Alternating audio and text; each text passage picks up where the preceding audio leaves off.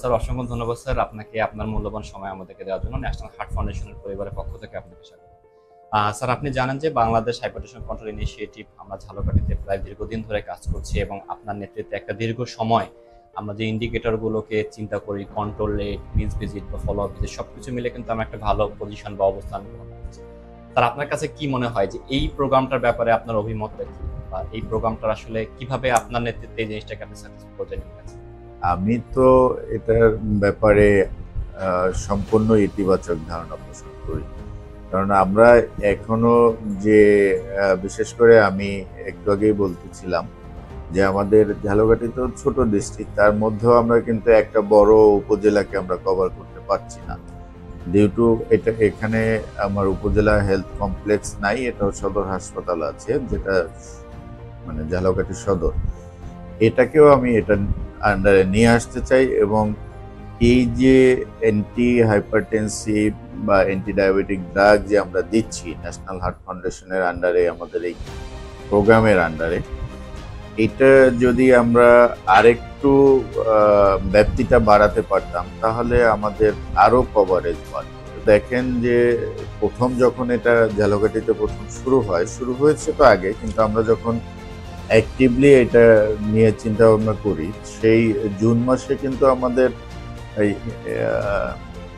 পেশেন্টদের যে কল দেওয়ার পরে, যে আমরা মোবাইলে তাদেরকে জানানোর পরে, যে রিমাইন্ড দেওয়ার পরে যে রেসপন্সটা জুন মাসে ছিল মাত্র 11%, সেটা জুলাইতে 17% আসছে এবং আগস্টে ইনশাল্লাহ এটা 25% ক্রস করে গিয়েছে। অলরেডি 25% ক্রস করে গিয়েছে এবং এই ধারাটা যদি আমরা ধরে রাখতে পারি ডেফিনেটলি আমাদের কোনো না কোনো সময় 10% পেশেন্টই আমাদের এই গ্রিপে চলে আসবে এবং এইটা আমাদের গ্রিপে আসা মানেই পেশেন্টটা, সে প্রতিটা রোগী, বিশেষ করে অ্যান্টি হাইপারটেনসিভ ড্রাগ বা অ্যান্টি ডায়াবেটিক ড্রাগ, তারা যদি প্রতিটা রোগী ফ্রি পায় এটা বিশাল একটা অ্যাচিভমেন্ট। এখানে আরেকটা জিনিস যেটা আপনি মেনশন করলেন যে ওভারডিউ কলের যে পাইলটিংটা, এটা কিন্তু সর্বপ্রথম আমরা, এবং আপনার ব্রেন চাইল্ড, আপনি একটা মিটিং এ এটা দিয়েছেন এবং এটা একটা ফিডব্যাক আমরা দেখেছি যে 3 মাস পর খুব ভালো একটা পর্যায়ে গেছে। স্যার আপনার কাছে কি মনে হয় যে আমরা যদি এই প্রোগ্রামটাকে আরো একটু বাড়িয়ে নিতে চাই, যে এখন আমরা তো 15টা কোলে কল করছি, এরপর এটাকে যদি 30টা এবং গ্রাজুয়ালি যদি এটাকে আরো বাড়ানো যায়, আপনার কাছে কি মনে হয় যে রোগী আসার প্রবণতাটা কেমন? আমি তো একটু আগে বললাম যে ডেফিনেটলি এটার পজিটিভ রেজাল্ট আসবে। আপনি যদি ফ্রি চিকিৎসা দেই আমি এবং ফ্রি মেডিসিন সাপ্লাই দেই, কাজে না আসার তো কোনো কারণ নেই। আর যদি আমার কাছ থেকে ভালো ব্যবহার পায়, ভালো ট্রিটমেন্ট পায়, আসবে না কেন? অবশ্যই আসবে। এবং এটার আমি তো আশাবাদী যে 100% পেশেন্টকে এভাবে আনা সম্ভব যদি আমার এই সার্ভিসটা আমরা ওভাবে ধরে রাখতে পারি।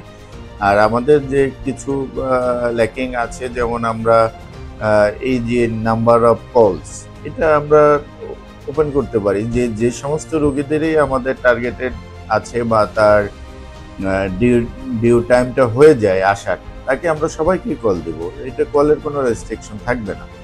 এক, দুই হচ্ছে যে আমরা এখনো কিছু সব ঔষধ কিন্তু দিতে পারছি না, কিছু ব্র্যান্ডের কিছু ঔষধ আমরা দিচ্ছি। যদি আমরা সেই রেঞ্জটা ওপেন করতে পারি যে যার যেটা লাগবে আমরা সেটাই সাপ্লাই দিতে পারবো অ্যাকর্ডিং টু পেশেন্ট অনুযায়ী, তাহলে কিন্তু আমার পেশেন্টের কোয়ান্টিটি এবং কোয়ালিটি দুইটাই বাড়বে। আরেকটা প্রশ্ন করতে চাই, সেটি হচ্ছে স্যার আপনি একটু আগে যখন বলছিলেন যে আমরা শুধুমাত্র উপজেলাগুলোতে আমরা কানেক্টেড হচ্ছি, সদর হসপিটালগুলোকে যদি আমরা এখানে ইনপুট করতে পারি, তো এখানে স্যার আপনার একটু অভিমতটা জানান। সদর হাসপাতালকে অবশ্যই আনতে হবে, এটার কোনো বিকল্প নাই। কারণ সদর হাসপাতালকে আনলে আপনি বোধহয় জানেন বা আমরা সবাই জানি যে সদর উপজেলা, জেলা সদর যে উপজেলাটা থাকে সেই উপজেলায় কিন্তু কোনো হেলথ কমপ্লেক্স নাই, এটা জেলা হাসপাতালের আন্ডারেই আমাদের নিয়ে আসতে হয়। কাজে সদর উপজেলাগুলোতে আমার বাদ যাচ্ছে।